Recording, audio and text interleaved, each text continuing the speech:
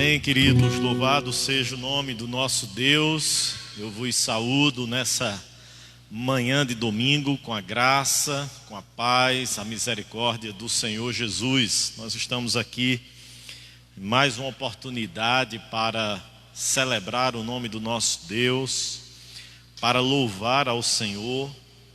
E nessa ocasião, de maneira muito especial, louvar ao Deus que está vivo, que ressuscitou, que não foi vencido nem detido pela morte, ao Cristo, né, que vive, que reina. A Ele nessa manhã nós estamos aqui para tributar a Ele todo o louvor, toda a honra e toda a glória. E como acabamos de cantar, o Senhor está coroado. O Senhor Pai, Deus Pai o ressuscitou e deu a Ele um nome que está acima de todo nome, para que diante do nome do Senhor todo joelho se dobre e toda língua confesse que Ele é Senhor, para a glória de Deus. Queridos, nós vamos meditar nessa manhã e eu convido você que está aí em sua casa a nos acompanhar pelos nossos canais aqui de transmissão, nesse período, né, em que a gente tem vivenciado esse distanciamento social, não é? A gente não tem tido as nossas atividades presenciais, mas a gente aqui no templo, na igreja, você aí em sua casa, e o Senhor está em todo lugar. Está em todo lugar onde nós podemos invocá-lo e a presença dEle é manifesta ali em nosso meio. Se nós queremos orar pela nossa cidade, pelo nosso estado, pelo nosso país, por que não dizer pelo mundo? Nosso quarto em secreto, o Senhor que vem em secreto nos recompensará. É isso que o Senhor Jesus combatia, né, no farisaísmo. Não precisa ir para os cantos das praças como os fariseus, né, que ficavam nos cantos da praça orando de si para si mesmo, com o fim de serem vistos pelos homens. Não precisa a gente, ao dar esmolas, tocar a trombeta para que as pessoas vejam que nós estamos sendo caridosos. Não precisa desfigurar o rosto, nem que as pessoas saibam que nós estamos jejuando, porque o Senhor vê. Ele vê em secreto, Ele vê a nossa oração, Ele vê o nosso jejum, Ele vê a nossa devoção, Ele vê a nossa caridade, o nosso coração generoso. E nessa manhã eu tenho certeza que o Senhor, mesmo aí em sua casa, no contexto da sua família, você naturalmente pode adorar a Deus, pode cultuar ao Senhor num culto doméstico, num culto familiar, juntamente aqui conosco, e pode expressar a sua gratidão a Deus, sua celebração ao Senhor Jesus pela sua morte e pela sua ressurreição. Então, em sua casa, mas com reverência à palavra do Senhor, em reverência à presença do nosso Deus.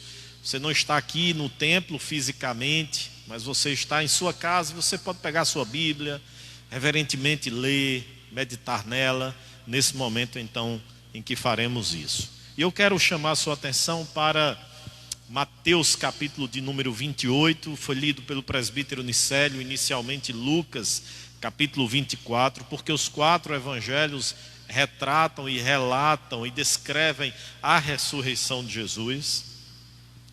E eu quero então refletir com base no evangelho de Mateus capítulo de número 28, dos versículos de número 1 até o versículo de número 10. Nos diz assim a palavra do nosso Deus: no findar do sábado, ao entrar o primeiro dia da semana, Maria Madalena e a outra Maria foram ver o sepulcro. E eis que houve um grande terremoto, porque um anjo do Senhor desceu do céu, chegou-se, removeu a pedra e sentou-se sobre ela. O seu aspecto era como um relâmpago, e a sua veste alva como a neve. Versículo de número 4, você que está aí na sua casa com a sua Bíblia nos acompanhando. E os guardas tremeram espavoridos e ficaram como se estivessem mortos. Mas o anjo, dirigindo-se às mulheres, disse: não temais, porque sei que buscais Jesus que foi crucificado. Ele não está aqui, ressuscitou como tinha dito. Vinde ver onde ele jazia. Versículo 7. E depois depressa, e dizei aos seus discípulos que ele ressuscitou dos mortos, e vai adiante de vós para a Galiléia, ali o vereis.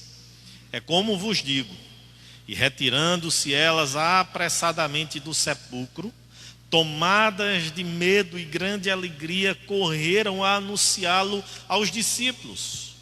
E eis que Jesus veio ao encontro delas e disse: salve. E elas, aproximando-se, abraçaram-lhe os pés e o adoraram. Então Jesus lhe disse: não temais, ide avisar a meus irmãos que se dirijam a Galiléia, e lá me verão. Louvado seja o nome do nosso Deus. Queridos, nós estamos nesse ano vivendo uma Páscoa atípica, não é verdade? Esse ano nós não tivemos aquele tempo, de interação, de comunhão, de proximidade, de contato físico como todos os anos nós costumamos fazer.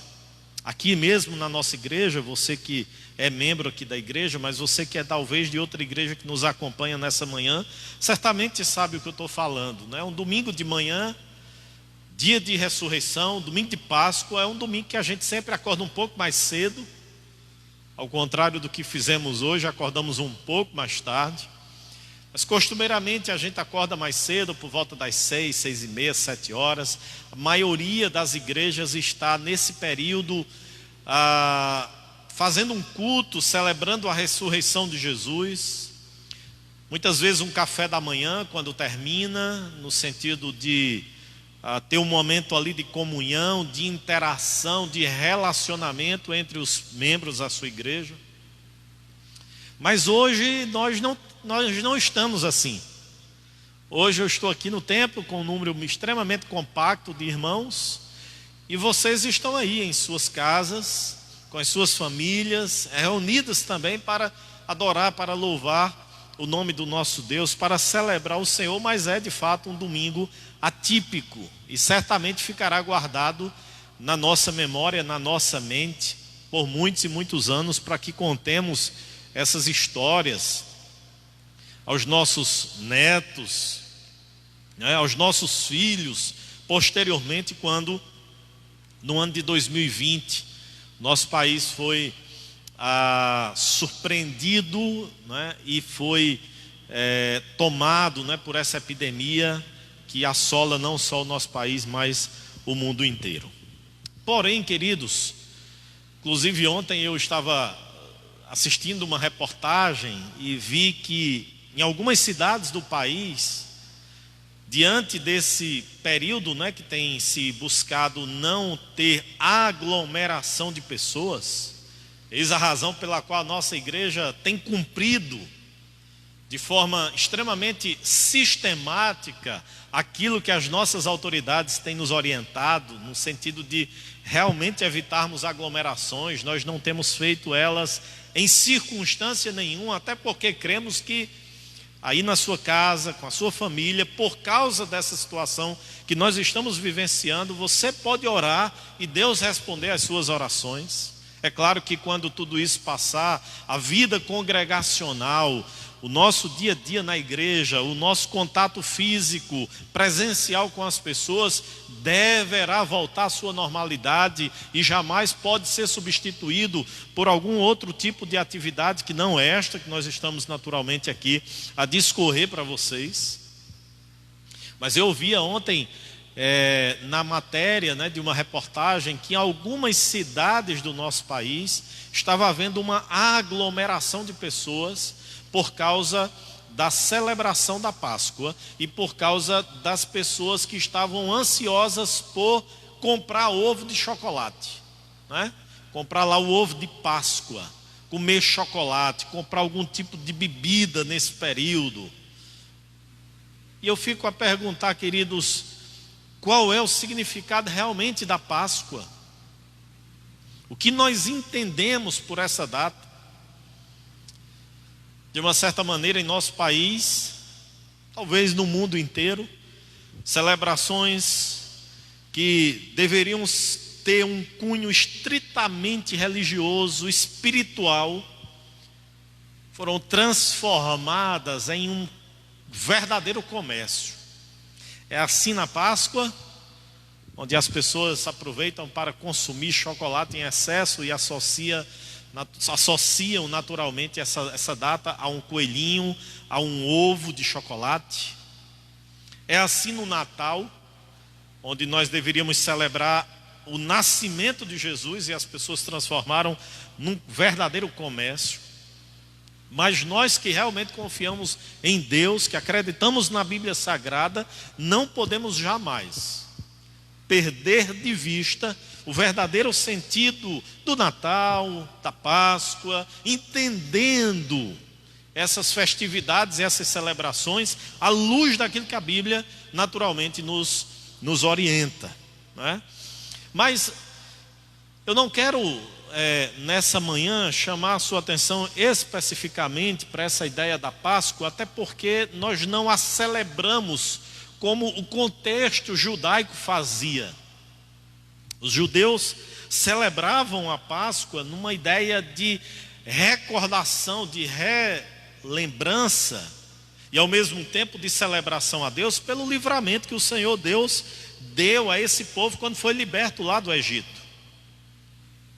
O reverendo Augusto Nicodemos, ele diz assim: a Páscoa é uma festa judaica. Seu nome Páscoa vem da palavra hebraica Peshah, que significa passar por cima, uma referência ao episódio da 10ª praga narrado no Antigo Testamento, quando o anjo da morte passou por cima das casas dos judeus no Egito e não entrou em nenhuma delas para matar os primogênitos. A razão foi que os israelitas haviam sacrificado um cordeiro por ordem de Moisés e espargido o sangue dele nos umbrais e soleiras das portas. Ao ver o sangue, o anjo da morte passou àquela casa. Naquela mesma noite, os judeus saíram livres do Egito, após mais de 400 anos de escravidão. Moisés, então, instituiu a festa da Páscoa como memorial do evento. Nesta festa, que tornou-se a mais importante festa anual dos judeus, sacrificava-se um cordeiro que era comido com ervas amargas e pães sem fermento. Nós cristãos não celebramos a Páscoa, pois ela serviu como um símbolo para apontar o sacrifício do cordeiro pascal, o Senhor Jesus. Nós celebramos a ceia, a Eucaristia, a Santa Ceia. Esta é a festividade que nós cristãos celebramos, porque nela nós trazemos à memória duas verdades nessa semana expressamente apregoadas, anunciadas e vivenciadas: a morte de Jesus, que se deu naquela sexta-feira, o seu sacrifício e ao mesmo tempo, no domingo pela manhã, a sua ressurreição. Por isso que Paulo nos orienta quando estamos celebrando a ceia: comam, bebam este sangue, ou esse pão e esse sangue, esse cálice, símbolo do corpo e do sangue de Jesus, que foi dado por vocês para a remissão dos vossos pecados. Mas ao mesmo tempo façam isso até aquele dia em que o Senhor há de vir e ressuscitará todos aqueles que creem no seu nome para viverem juntos e celebrarem juntamente com Ele. Então, nós trazemos a morte de Cristo e trazemos a ressurreição de Jesus à nossa mente. Queridos, na sexta-feira nós estivemos aqui celebrando a Jesus e nós estivemos celebrando a sua morte, entendendo que a sua crucificação é, de fato, a obra de Cristo, é o cerne do Evangelho, é o centro do Evangelho. Jesus de fato morreu naquela cruz e naquela cruz ele estava recebendo sobre ele a ira do Pai, a punição pelo pecado de muitos.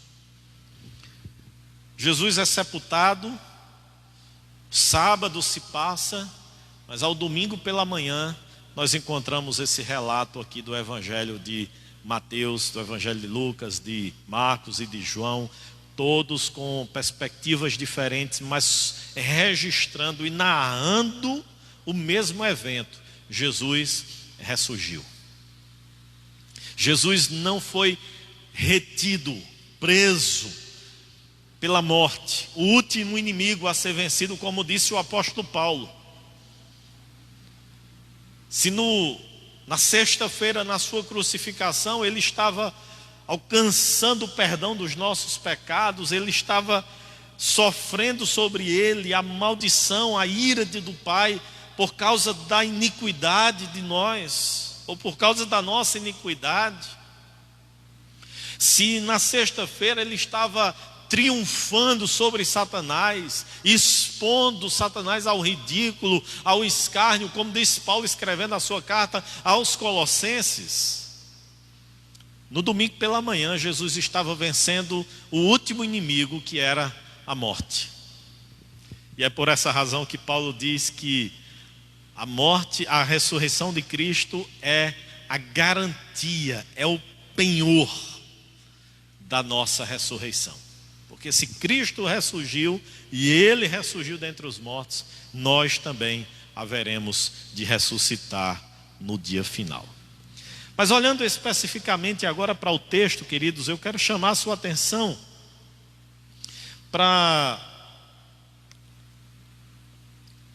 algumas lições que esse texto tem a nos ensinar a respeito da ressurreição de Jesus. E a primeira delas nós encontramos nos versículos de número 1 até o versículo de número 4. É que a ressurreição de Jesus foi pelo poder do Pai, pelo poder de Deus. Observe o versículo de número 28, ou o versículo de número 1 do capítulo 28. No findar do sábado, ao entrar o primeiro dia da semana, um domingo, Maria Madalena e a outra Maria foram ver o sepulcro, e eis que houve um grande terremoto, porque um anjo do Senhor desceu do céu, chegou-se, removeu a pedra e assentou-se sobre ela. O seu aspecto era como um relâmpago, e a sua veste alva como a neve. E os guardas tremeram, espavoridos, e ficaram como se estivessem mortos. Queridos, quando nós estudamos sobre os anjos, esses seres criados por Deus, eles foram criados por Deus e não são dignos de honra, de glória, de adoração. Eles estão a serviço do Pai, para executar os comandos do Pai. E é justamente isso que o texto então aqui nos descreve. Que ali chegou um anjo e removeu aquela pedra e sentou-se sobre ela. Os religiosos da época temiam que Jesus fosse colocado, né? Temiam que Jesus fosse, seu corpo fosse roubado, tirado do sepulcro, e apregoassem naturalmente a sua ressurreição. E aí eles, né, solicitaram a Pilatos que Pilatos liberasse guardas para que pudessem vigiar, guardar o sepulcro de Jesus, a fim de não permitir que os discípulos de Jesus à madrugada aparecessem lá, tirassem, roubassem o corpo de Jesus e depois inventassem uma história dizendo que ele havia sido ressurreto. E o versículo de número 4 nos diz que mesmo os guardas, estando ali para vigiar o corpo de Jesus, a sepultura de Jesus, nos diz que os guardas tremeram, né, espavoridos, e ficaram como se estivessem mortos, inertes, não puderam ou se opor, resistir, impedir o poder de Deus, a ação do Pai ressuscitando o seu Filho entre os mortos. O apóstolo Paulo, quando escreve a sua carta aos Filipenses, ele nos diz que, a partir do capítulo de número 2, versículo 5, tende em vós o mesmo sentimento também que houve em Cristo Jesus, pois Ele não julgou com usurpação ser igual a Deus. E aí Paulo descreve nos versículos 6, 7 e 8 a humilhação de Jesus, mostrando inclusive que ela foi voluntária, espontânea.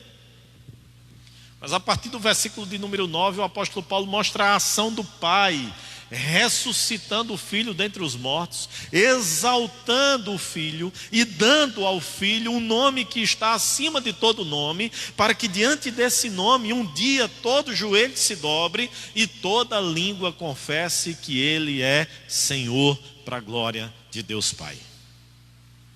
Então a ressurreição de Jesus, em primeiro lugar, foi feita, ou foi pelo poder do Pai. Segundo, foi o cumprimento da profecia, da promessa, da palavra.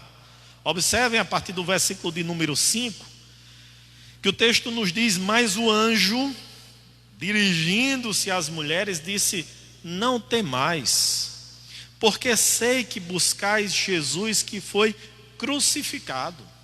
Maria Madalena, a outra Maria, né, quando chegaram ali logo pela madrugada, no primeiro dia da semana, que não encontraram o corpo de Jesus, a pedra removida, elas ouvem essa palavra do anjo dizendo: vocês estão buscando a Jesus, e Ele não está aqui, Ele ressuscitou. Versículo de número 6, Ele não está aqui, ressuscitou. Mas ressuscitou como? Como tinha dito. Como tinha dito: vinde ver onde Ele jazia. Olhem aqui, vejam que Ele não está aqui. Ele ressuscitou, Ele não está mais aqui. Versículo de número 7: e depois depressa, e dizei aos discípulos que Ele ressuscitou dos mortos, e vai adiante de vós para a Galiléia, ali o vereis. É como vos digo. Queridos, a ressurreição de Jesus não foi algo feito de última hora, às pressas, no improviso. A ressurreição de Jesus foi o cumprimento, o estabelecimento daquilo que a sua própria palavra dizia. O próprio Cristo, durante o seu período terreno de ministério, 3 anos ali com os seus discípulos, sempre os advertia que era necessário ele ser entregue às autoridades, ser julgado, punido, morto, mas ao mesmo tempo ele dizia que ao terceiro dia ressurgiria dentre os mortos. E aqui, queridos, está o cumprimento da palavra do Senhor. Quando nós lemos o relato de Lucas, Lucas nos diz que 2 dos discípulos de Jesus, a caminho de Emaús, conversavam entre si, abatidos, entristecidos, porque de fato Jesus havia sido morto. E Jesus então se apresenta a eles. Jesus dialoga com eles, conversa com eles e revela-lhes que ele não estava morto, mas ele havia ressuscitado dentre os mortos, conforme a sua palavra havia sido dita. Aqui, queridos, é um ponto importante, é que a gente enfatize, é que a palavra de Deus, ela é verdadeira. Não sei se você lembra de uma canção antiga do Afonso Augusto, né? Quando ela diz: sei que a tua palavra, eu sei que esta palavra é verdadeira. E o que é verdadeira, queridos? É a Bíblia. É somente a Bíblia.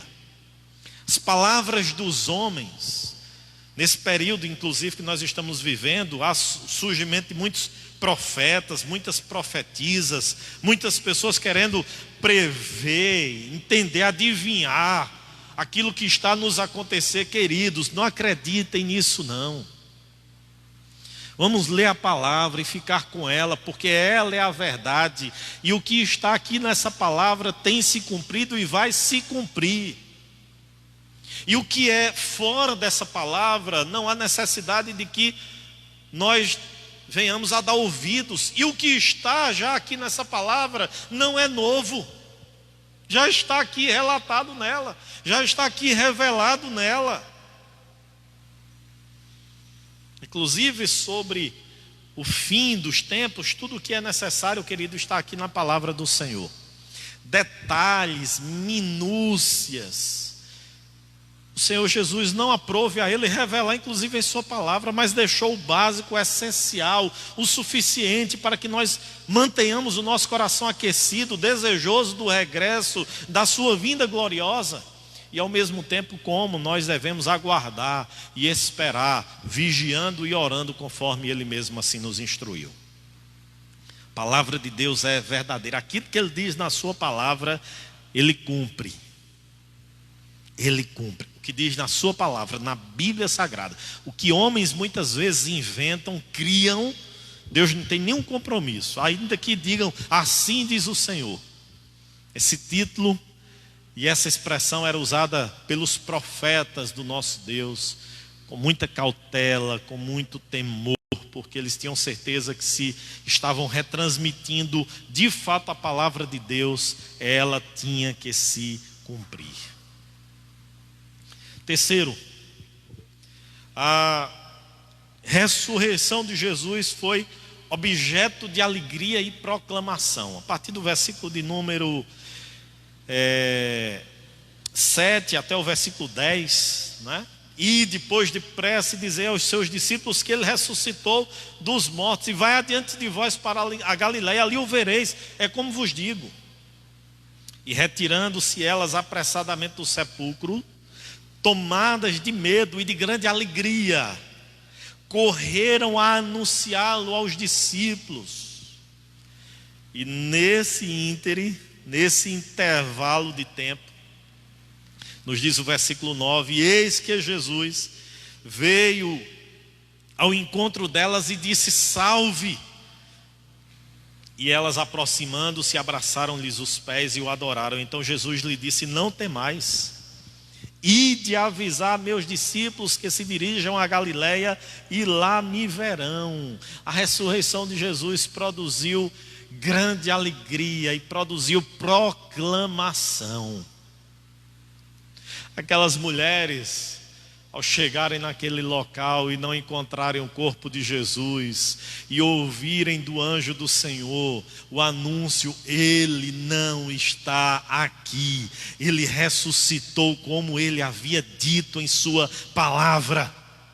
Aquelas mulheres foram tomadas de alegria, foram tomadas de celebração, de gozo. Lembram-se daquele primeiro anúncio a respeito do nascimento de Jesus? E eis que eu vos trago boa notícia, boa nova, de grande alegria, é que nasceu na cidade de Davi Jesus o Salvador. O nascimento de Cristo, a ressurreição de Cristo, objetos de alegria no coração daqueles que seguem a Ele, daqueles que temiam a Ele, daqueles que foram chamados por Ele. Nessa manhã, queridos, em que nós celebramos a ressurreição de Jesus, devemos também nos alegrar, porque de fato Ele não ficou retido pela sepultura, ou não foi retido pela morte, mas ele ressurgiu e ele vivo está, e nós celebramos a um Deus vivo. Mas o texto nos diz que essa ressurreição também foi objeto de proclamação. Ide, anunciem aos discípulos de Jesus que ele vai a Galileia e lá eles verão Jesus. Queridos, a ressurreição de Jesus precisava ser proclamada, precisava ser anunciada. É isso que nós inclusive estamos fazendo nessa manhã, anunciando a sua morte e a sua ressurreição. Ou por que não dizer, anunciando o seu nascimento, morte e ressurreição, o seu ministério, anunciando Ele, porque Ele é o centro do Evangelho. As coisas concorrem para a glória dEle, para o louvor dEle, para a honra dEle. Nós somos criados para a glória dEle, para o louvor dEle. E aí é um ponto que eu queria chamar a sua atenção a título de aplicação e de finalização dessa nossa reflexão nessa manhã, é que esse Cristo que nasceu, que vestiu pele humana, que se humilhou, que se assemelhou a cada um de nós, que enfrentou as intempéries dessa vida, que foi pendurado naquele madeiro como um malfeitor, que sofreu a punição do Pai, que recebeu sobre ele a ira do Pai, o castigo que deveria recair sobre mim e sobre você, que foi sepultado, mas que ao terceiro dia ele ressurgiu, que ele vivo está. Ele deve ser adorado, exaltado, servido. Observem o versículo de número 9, quando nos diz que Jesus, quando vai ao encontro daquelas mulheres, disse salve, e elas, aproximando-se, abraçaram-lhe os pés e o adoraram, numa atitude de reverência, de temor, de honra. Abraçaram os pés de Jesus, tomadas de alegria, tomadas de regozijo, tomadas de júbilo, e adoraram a Jesus, porque ele estava vivo. É isso, querido, que a gente precisa entender nessa manhã. E eu tenho citado com muita frequência, não apenas por estarmos vivenciando esse período de profunda instabilidade, de profunda incerteza quanto à durabilidade da nossa vida, porque nós não sabemos. Não adianta eu e você, por sermos jovens, aqueles que assim o são, alguns por não terem nenhum tipo de doença pré-existente, porque isso acontece a despeito de alguns serem jovens como eu, mas sofrem de pressão alta, mas alguns são jovens e não tem nenhum tipo de doença pré-existente. Não adianta a gente bater no peito e dizer, esse vírus não vai, se porventura eu contraí-lo, não vai me matar. Você tem garantia disso? Eu tenho certeza que você não tem essa garantia. Até porque a gente tem visto no cenário mundial, e não diferentemente no cenário brasileiro, jovens sem nenhum tipo de doença pré-existente, e de repente a doença se agravar de uma forma de ceifar a sua vida. Então eu sempre faço referência desse texto de Atos 17, não agora por essa instabilidade, insegurança, porque de fato é por causa de Deus, diz Paulo lá em Atos 17, que nós nos movemos, respiramos e existimos. Nós estamos vivos até agora, é porque Deus quis que estivéssemos, e permaneceremos se Deus assim quiser. Isso não implica que você vai se expor, isso não implica que você vai, dependendo da sua atividade profissional, se expor muito, não ter os cuidados devidos. Aqui no templo mesmo nós temos tido e procurado ter todos os cuidados. Assim que chegamos aqui, nós esterilizamos os microfones, os espaços, os cabos, a gente não se abraça, a gente não aperta na mão, a gente está procurando ter os cuidados devidos e sair o mínimo possível de nossas casas. Mas nós estamos vivos e permaneceremos vivos se Deus quiser. Mas o texto de Atos, o que eu queria enfatizar para a gente fechar, é que nós estamos vivos, respirando e nos movendo por causa de Cristo, e é para a glória de Cristo. Por isso que essas mulheres estavam aqui abraçando os pés de Jesus e adorando. Eu e você fomos criados, salvos, redimidos, libertos, transformados, regenerados, tirados lá do império das trevas, postos no reino de Deus, tirados lá de um tremedal de lama e colocados os nossos pés firmados sobre uma rocha, com um cântico novo nos nossos lábios, somente para a glória de Deus, para o louvor de Cristo, esse Cristo que morreu, mas que ressurgiu e que vivo está. E é esse Cristo que nessa noite nós estamos aqui para celebrar. E como cantamos no hino de número 272, aleluia, Cristo já ressuscitou. Por isso que cantamos aqui, porque Ele vive, eu posso crer no amanhã. É porque Jesus está vivo, porque Ele ressuscitou, que nós cremos no amanhã. É porque Ele está vivo, é porque Ele ressuscitou, que nós o adoramos, porque Ele está vivo, porque Ele é o Deus único, Ele é o Deus verdadeiro. Louvado seja o nome do nosso Senhor Jesus Cristo.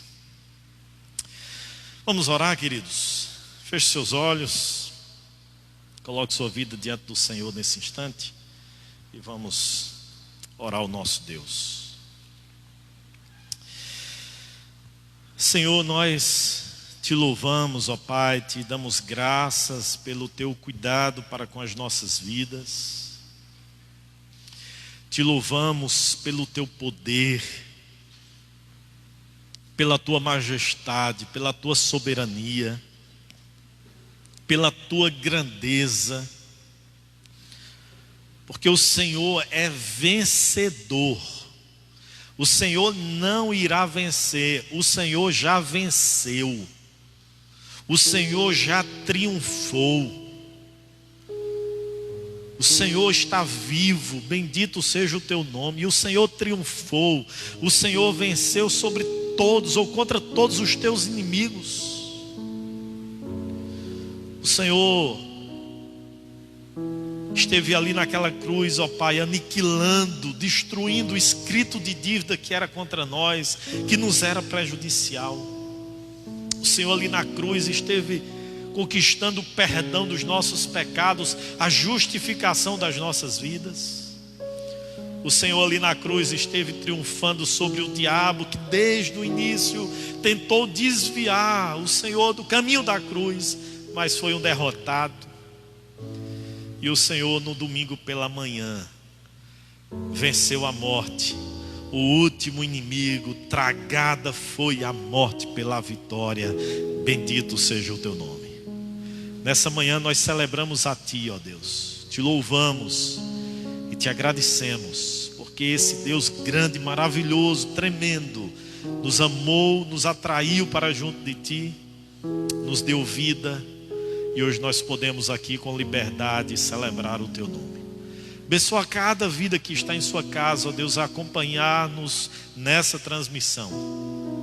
Que o Senhor os abençoe, os sustente, que o Senhor visite a cada um levando paz, levando salvação, levando perdão, levando alegria, levando esperança para a glória do teu santo nome.